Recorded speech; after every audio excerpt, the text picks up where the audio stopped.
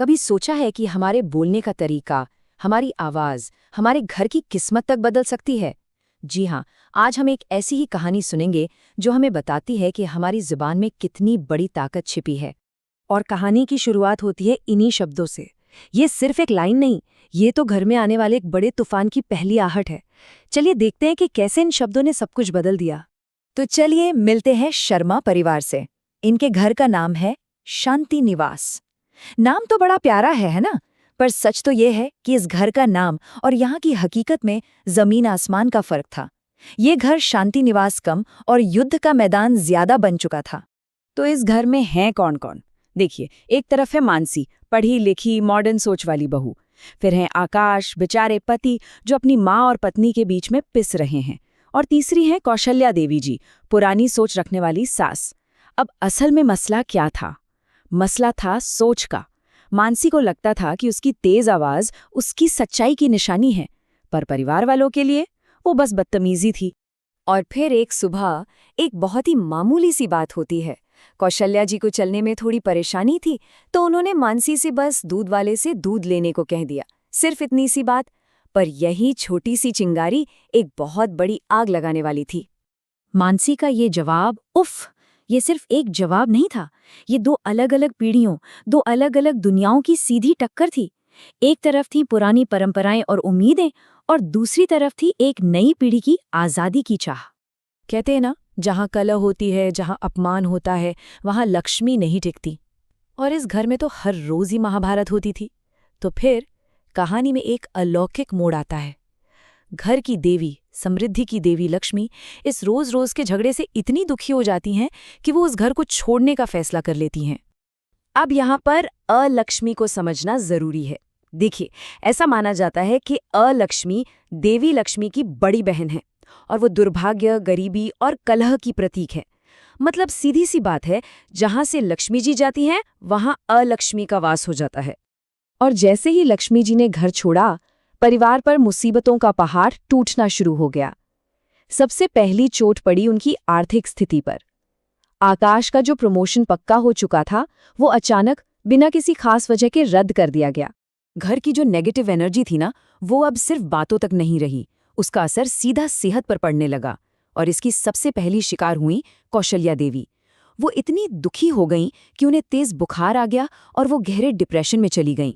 लेकिन सबसे बड़ा और सबसे भयंकर झटका तो अभी बाकी था। एक दिन आकाश का एक बहुत ही गंभीर बाइक एक्सीडेंट हो जाता है। हालत इतनी नाजुक थी कि अब मानसी अकेली थी, अपने किए के नतीजों का सामना करने के लिए टूटी फूटी और बिल्कुल अकेली। कहानी अब यहाँ से एक बिल्कुल नया मोड़ लेती है। मानसी अस्पताल में है, हताश है, खामोश है। शायद जिंदगी में पहली बार उसे अपनी गलती का एहसास हो रहा है। और ठीक उसी वक्त उनके घर पर एक रहस्यमयी ज्ञानी साधु का आगमन होता है। और वो साधु मानसी से कुछ ऐसा कह देते हैं जो उसे अंदर तक हिला देता है। वो कहते हैं, बेटी, भिक्षा में अनाज मत दे, अपनी कड़वी जबान का दान दे दे। सोचिए जरा, उन्होंने घर की पूरी बर्बादी को सीधे सीधे मानसी की बोली से जोड़ दिया। साधु ने उसे सिर्फ उसकी गलती नहीं बताई, बल्कि उसे सुधारने का रास्ता भी दिखाया। 3 काम करने को कहे। पहला, अपनी कड़वी बोली को हमेशा के लिए त्याग दो। दूसरा, अपनी सास के पैरों में गिर के माफी मांगो। और तीसरा, बिना किसी स्वार्थ के अपने पति की सेवा करो। ये कोई मामूली सलाह नहीं थी, ये पश्चाताप का एक पूरा नक्शा था।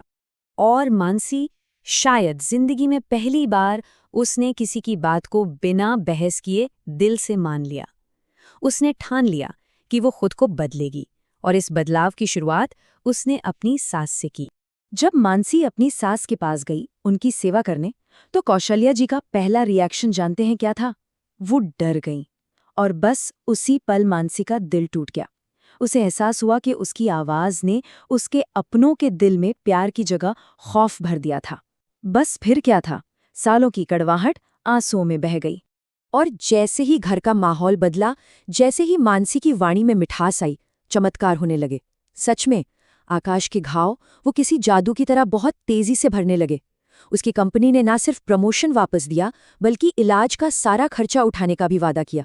और सबसे बड़ी बात, घर में चीख चिल्लाहट की जगह शांति ने ले ली थी। लेकिन असली परीक्षा तो अभी बाकी थी। एक पड़ोसी, अब कुछ लोग तो होते ही हैं ऐसे, वो मानसी को उकसाने आईं। कहने लगी, अरे तुम तो शेरनी से भीगी बिल्ली बन गई। ये मानसी के लिए एक इम्तिहान था। क्या वो वापस अपने पुराने गुस्सैल रूप में आ जाएगी? लेकिन मानसी का जवाब सुनिए। उसने बहुत शांति से कहा, घर तो मंदिर होता है, और मंदिर में शेर की दहाड़ नहीं, शंख की मीठी आवाज अच्छी लगती है। वाह! इस एक जवाब ने साबित कर दिया कि उसका बदलाव दिखावा नहीं, बल्कि हकीकत था। और कहानी का अंत होता है एक दिव्य दर्शन के साथ। जब घर में प्यार और शांति पूरी तरह से लौट आई, तो देवी लक्ष्मी ने खुद परिवार को दर्शन दिए। ये इस बात का संकेत था कि घर में अब सुख और समृद्धि की कोई कमी नहीं रहेगी। तो इस पूरी कहानी का सार क्या है? देखिए, दो रास्ते हैं। एक रास्ता है ऊंची आवाज का, जो अहंकार से शुरू होकर क्लेश और गरीबी से गुजरता हुआ घर को नरक बना देता है। और दूसरा रास्ता है मीठी बोली का, जिसमें करुणा है, शांति है, और जो घर को स्वर्ग बना देता है। और आखिर में देवी लक्ष्मी का वो संदेश जो हम सबके लिए है। ऊंची आवाज सिर्फ कान फाड़ सकती है, पर प्यार से भरी धीमी आवाज वो तो दिल जीत लेती है। कितनी गहरी और सच्ची बात है। तो हम इस कहानी को यहीं एक सवाल पर छोड़ते हैं। क्या वाकई एक घर की शांति और खुशहाली वहां रहने वालों की वाणी पर टिकी होती है?